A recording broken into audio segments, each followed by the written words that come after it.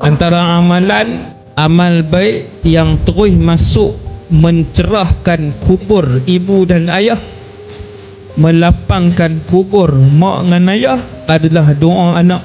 Selepas mak ayah meninggal, anak ni rajin sebut ketika dia hidup ni, anak ni hidup, kalau dia rajin sebut Rabbighfirli dhunubi wa liwalidayya warhamhuma kama rabbayani saghira.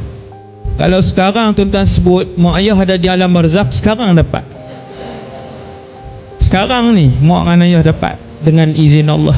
Dia tak ada nak pergi ke sini dulu, dia nak transit di sini, tak ada.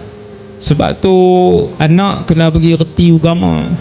Maka anak ni dia akan jadi anak yang tahu macam mana nak menggembirakan ibu dan ayah walaupun mak dan ayah sudah berada di alam barzakh.